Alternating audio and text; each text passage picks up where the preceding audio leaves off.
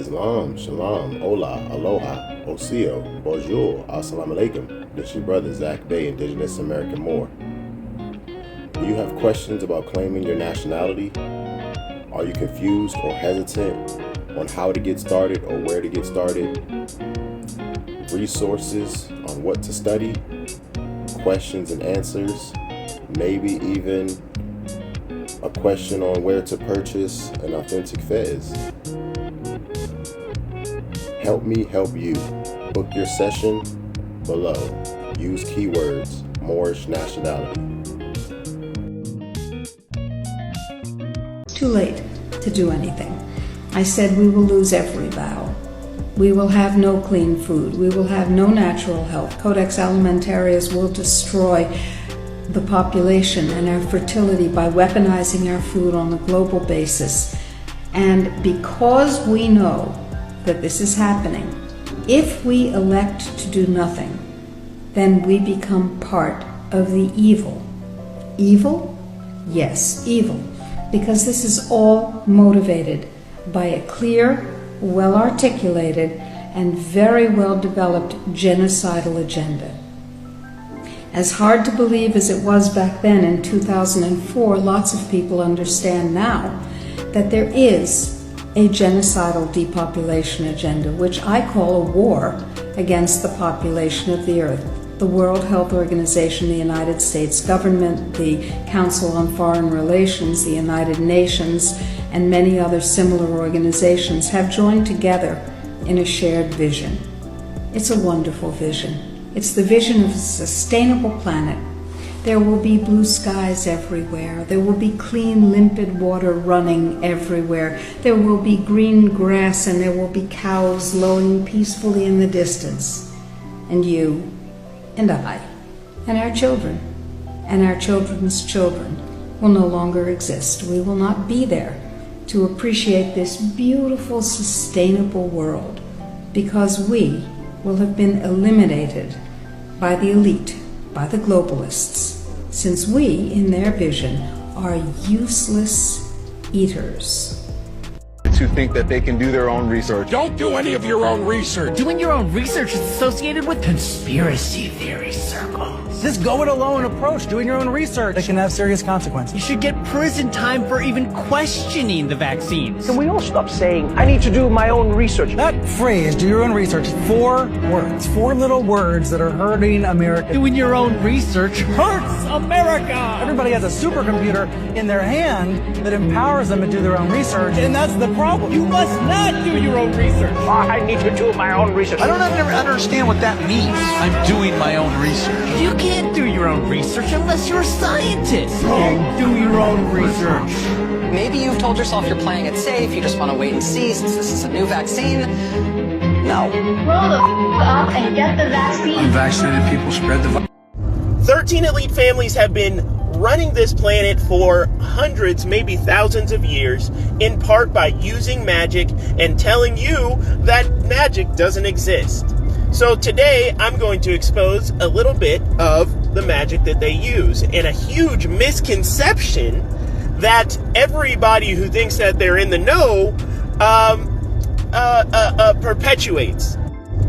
So let's refresh our memory about what magic is. The base of magic is that we are all perpetually co-creating the realities around us, right? And the basic idea is if one can manipulate their mind, they can manipulate their reality. So let's break down the conspiracy and I'll tell you how it actually works.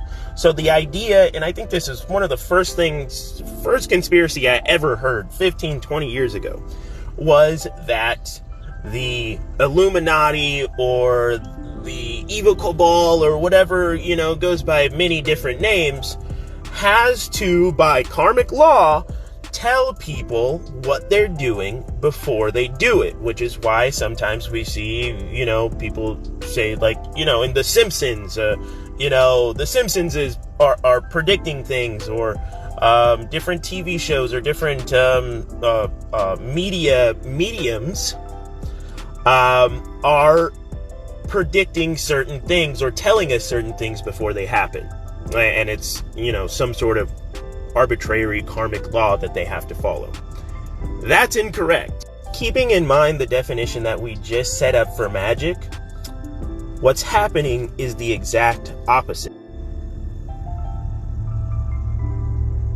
Here's the thing. If I wanted to accomplish a massive thing, a big thing, and I knew that all of us are co-creators in this reality, right? The easiest way for me to accomplish a large thing would be to implant the images and the ideas and the emotions into the minds of hundreds or thousands or millions of people in order to accomplish that thing, in order to bring that thing to light. The outrage happens in the news before it happens in the streets, right? The concepts start on the internet before they start in the streets, in reality, right? So in this way, they're using everyone's collective creative power to their own advantage and against yours. Silent Weapons for Quiet Wars is a mysterious 44-page manual dated May 1979, which appears to be a top-secret document that outlines a covert quiet war declared in 1954 by an international elite against the general public. The document first surfaced publicly in the mid-1980s, with the most common story claiming that it was discovered by accident in July of 1986. According to this account, a Boeing aircraft employee bought an IBM copier at a government auction from McChord Air Force Base near Tacoma, Washington, and once he got home and opened it up, he found the manual inside. The document discusses society as an electrical circuit and its citizens as harvestable energy. It describes a process by which the economy can be deliberately subjected to repeated shock through inflation, wage freezes, credit changes, and interest rate hikes, so the public stays in perpetual imbalance and recovery, too busy surviving to effectively resist the elite. In the document, diversion is described as key, with sports, trivial entertainment, gambling, and alcohol being implemented to drain any energy that could fuel rebellion. Traditional family units are to be destroyed by forcing both parents to work and children into daycare from infancy. In this way, the state can become an irreplaceable authority which the people will come to depend on for their own survival. Education is to be transformed into meaningless busy work that produces obedient, technically trained, but intellectually sterile workers. Food, drugs, fluoride, sugar, pharmaceuticals, and recreational substances are to be weaponized to reduce physical and mental vitality. Ultimate surveillance of individual personal lives is to be collected, enabling preemptive neutralization of threats. Traditional religion and absolute morality are undermined so that the state is left as the ultimate authority to appeal to. Capitalism refuses to end unemployment because it uses the threat of you starving to death to keep you at work. Marx theorized about a thing he called the reserve labor army, which was a portion of the population that was unemployed that grew in parallel to the expansion of workers in a capitalist economy. The reserve labor army was important and useful for two main reasons. One, having a contingency of unemployed workers allowed capitalists to be flexible in their operations and the way they developed them. Meaning that if a capitalist came up with a project that required workers, he would have a pool to choose from immediately. The second reason why the reserve labor army was important was because it provided an implicit threat to the working class. In the event that labor was too available, I could look at my job, and if I didn't like the working conditions, I could leave because finding another job would be pretty easy. However, if finding a job was difficult, regardless of the conditions that I was put under, I might choose to keep my job because I knew that if I lost it, my whole life would fall apart. I potentially would starve to death. Keeping a significant portion of the working class unemployed is important for capitalism's health because it forces workers to reconcile with the fact that if they lose their job, regardless of how shitty it is, it could mean death for them and their family. Look at that. Just you put water and just tap water and just this, and look what happens. Why is it doing that? Why is it reacting to it like that? And this is water from the sink, tap water. This is what you motherfuckers drink. Why is it doing that?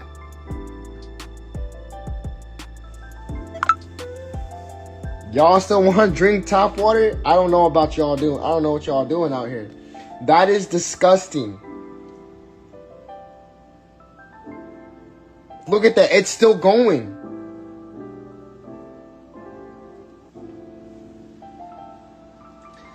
My goodness. No. Follow me for more shit, alright? Because I'm posting shit like this every single day now. This is tap water, and we're going to show you how much chlorine is in tap water. We are going to use chlorinated drops. It's a clear liquid with a yellow cap, and this is chlorine, and we are going to see how much chlorine is in our tap water.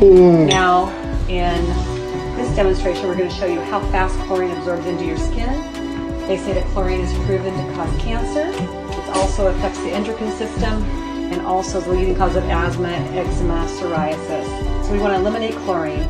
Now we're mimicking what happens in a shower or bath.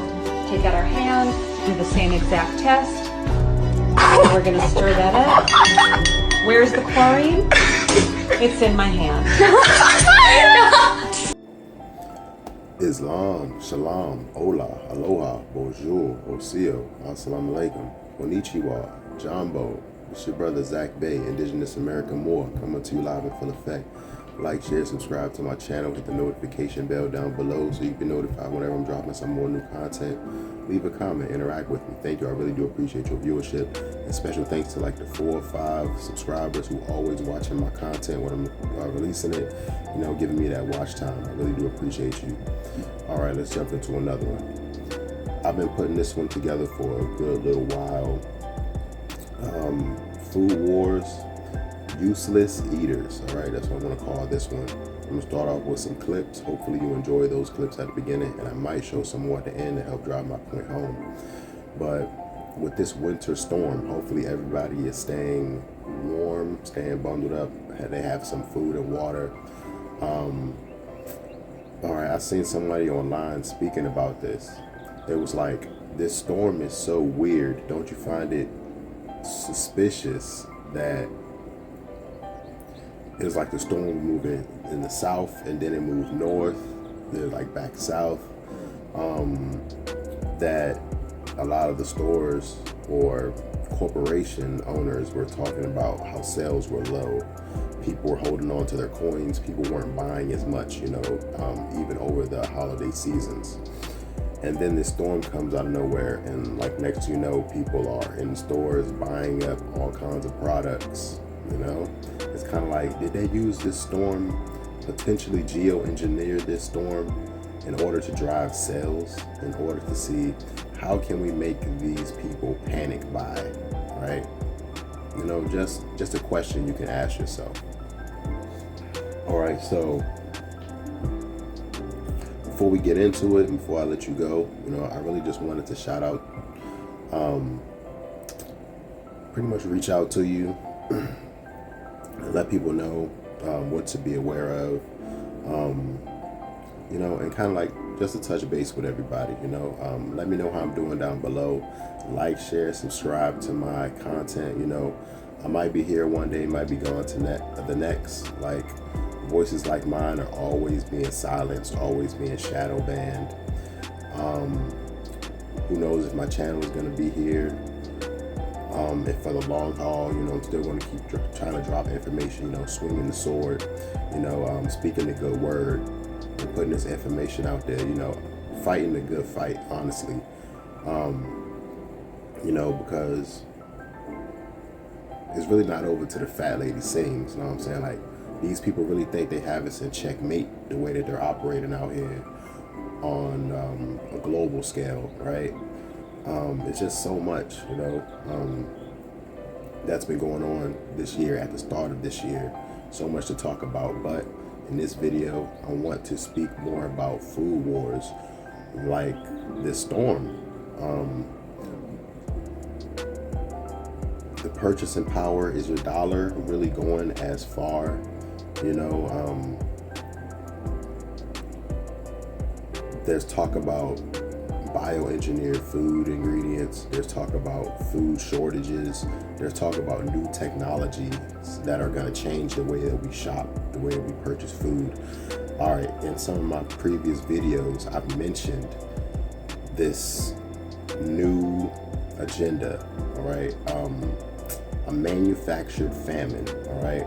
And that's not a natural famine, a famine that comes from weather, a famine that comes from any type of natural disaster. I mean, a human-made manufactured famine, intentionally starving people, intentionally destroying food or water supplies in order for large populations of people to not have any natural resources to depend on, and therefore they only have to depend on their government for everything, food and water. All right, we already know that's not the way to go. This government does not care about the masses. They call us useless eaters. All right, if you're not part of any of those royal elite families, those 13 families, those bloodlines, they're looking at us as useless eaters, taking up space, eating.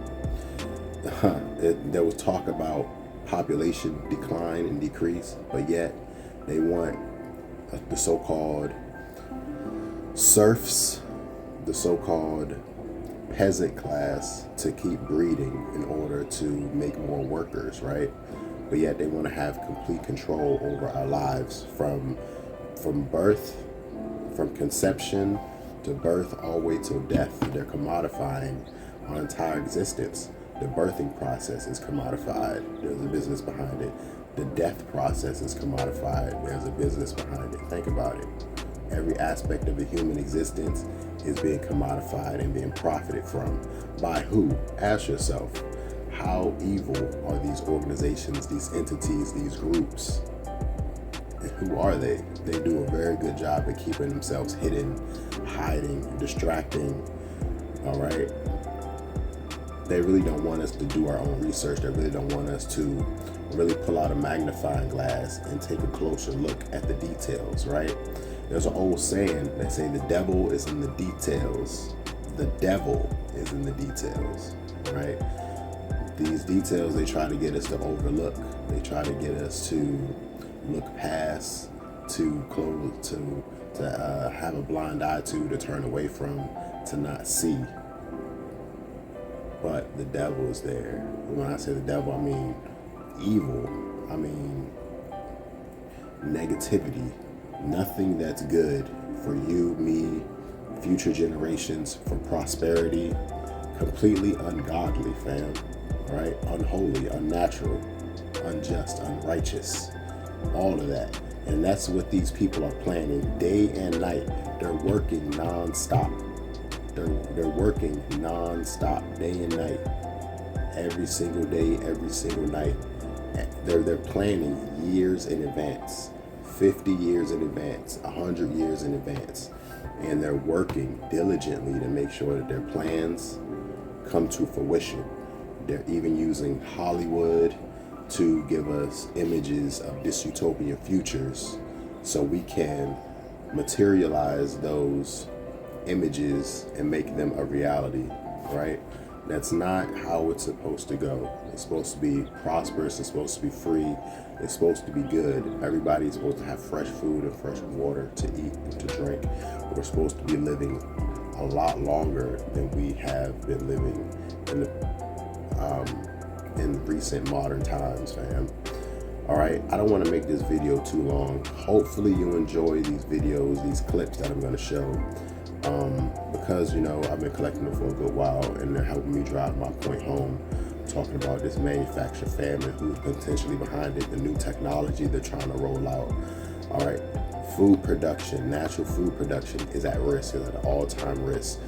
How many so-called black farmers are in America? A very, very tiny percentage, maybe like 4% to our population, to the so-called 13%. And that's not enough to feed everybody. If grocery stores start to close, if something happens to the transportation supply and truckers aren't able to deliver food to these grocery stores inside of these massive city centers, all right, the people who are in the cities the people who are nowhere near rural area are going to have a really, really tough time. Starvation can easily happen within the first few days, like 3 days, honestly, probably within the first 2. We saw how these food shelves were looking for this storm. All right, like I said, just take this as a warning. We've seen how those food shelves went empty. No beef, no chickens, fish. Freaking fish was gone. Like so many meats and proteins were gone. Bread, milk, eggs, of course. You know, it seemed to be a good supply of water in the area I was, but in some places they're running out of water. It's like, because like nobody really wants to rely on the water that comes out of the faucet. I wouldn't recommend that. All right, we already know about Flint, Michigan. We already know about in the DMV area, that's DC, Maryland, Virginia, how they've done water tests with the past few years on like all of the public schools, and all the public schools, as far as like even like elementary schools, had unsafe lead supply. All right, unsafe lead supplies inside of the water. All right, trace lead elements. Of course, you know, atrazine, fluoride, chlorine, all these other chemicals are in the water supply, man. But lead, which is directly related to your brain, IQ. All right. So why do you think there's so many young people, so many children being birthed with these birth defects or developmental issues? All right, cognitive developmental issues, ADHD,